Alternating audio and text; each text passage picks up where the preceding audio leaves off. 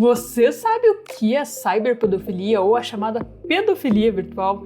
Se você quer saber sobre isso que a gente vai falar nesse vídeo, eu sou a Mai do Quack. Se você quer fontes, repertórios, tudo bonitinho que eu tô falando aqui, corre lá pro nosso site porque tem bastante coisa. Depois desse vídeo eu vou deixar o link para ele na descrição, beleza?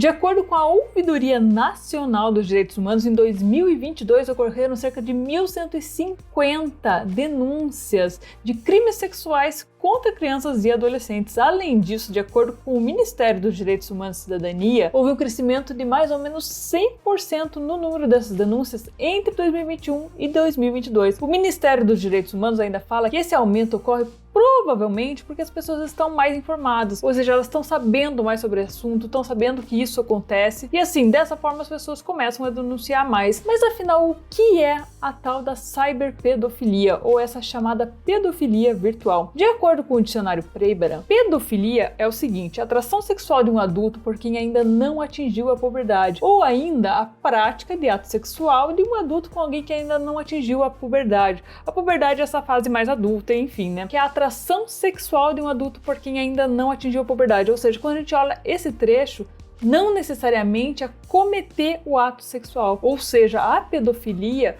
ela não precisa ser necessariamente você chegar às vias de fato, digamos assim. Além disso, quando que ela ocorre de forma virtual? Quando a gente fala de pedofilia virtual, é importantíssimo a gente citar a chamada Lei 11.829. Primeira coisa, virtual é qualquer pedofilia, ou seja, qualquer tipo de atração, de ato sexual ou algo relacionado a isso com criança e adolescente que ocorre em meios digitais, ocorre no computador, no celular, na internet, nas redes sociais e assim por diante, beleza? E essa Lei 11.829, ela veio justamente para definir, em termos de lei no Brasil, o que é essa tal cyberpedofilia. Ela basicamente, essa lei, o que ela faz, ela altera o Estatuto da Criança e do Adolescente, que se você não sabe, também é uma lei, é a Lei 8.069, e basicamente essa lei, ela inclui vários termos que acabam definindo o que é a cyberpedofilia, como punir e assim por diante, beleza? Mas afinal, quando ocorre a tal pedofilia virtual? De acordo com o Estatuto da Criança e do Adolescente, isso é, depois que ele foi alterado pela Lei 11.829, ela ocorre quando alguém produz, reproduz, dirige,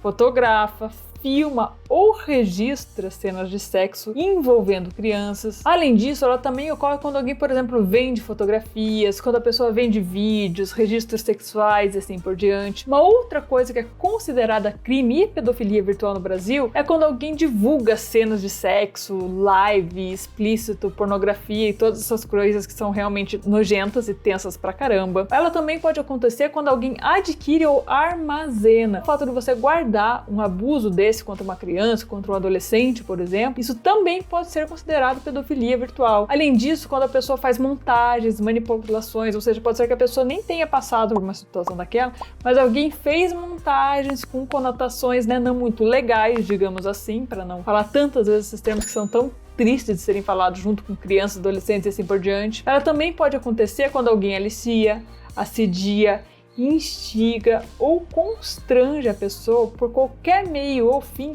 com relação a atos libidinosos. E para a gente continuar, bora trazer alguns dados sobre a cyberpedofilia. De acordo com a Internet Watch Foundation, IWF, durante a pandemia de Covid-19, presta atenção que durante essa pandemia de Covid-19 ocorreu uma loucura de pedofilia virtual, infelizmente. Ou seja, foram divulgadas 10 vezes mais. Não é uma, duas, três, 10 vezes mais. É como se antes era divulgado 50, agora são divulgados 500. Ou seja, é muito, muito, muito mais. É claro que quando a gente coloca isso em volumes, não é mais 1.000, é 10.000, é muito mais.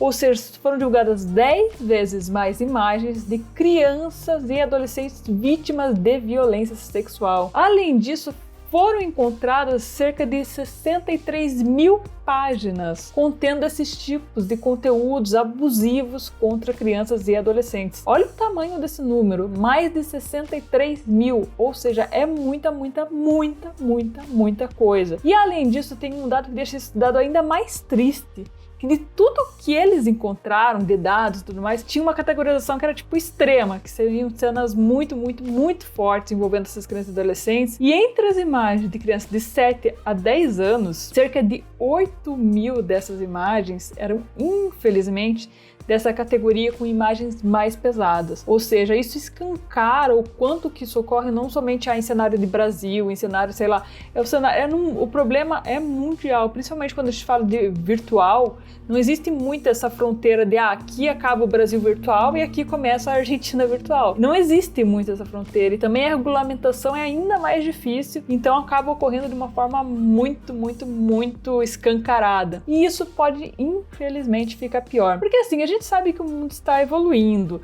existem várias coisas que estão acontecendo, como por exemplo, inteligência artificial, criptomoedas, descentralização das redes e várias outras coisas que têm um potencial incrível para ser muito boas, mas infelizmente nas mãos erradas também podem ser muito ruins. Para vocês terem noção, em 2020, esse carinha aqui, Michael Mohammad, eu sei lá como fala o nome dele, tanto faz porque eu nem faço questão de falar certo o nome desse moço, ele faturou cerca de mais ou menos assim 100 mil euros vendendo imagens sexuais de crianças. Sabe como que ele pode fazer isso? O que permitiu que ele conseguisse isso de forma tão fácil? Infelizmente foram as chamadas criptomoedas. Lembrando assim, não sou contra criptomoedas, nem nada disso, mas assim, as criptomoedas, hoje não existe uma forma fácil de você regular isso, para onde vai, de quem vai e tudo mais. A gente vê que até em conta de banco do Brasil, às vezes a gente não sabe de onde pega o dinheiro, enfim, você pedir pro banco. Se te roubarem, você ligar pro teu banco e falar, eu quero achar para onde foi meu dinheiro, você não vai saber mais. Imagina isso no meio virtual,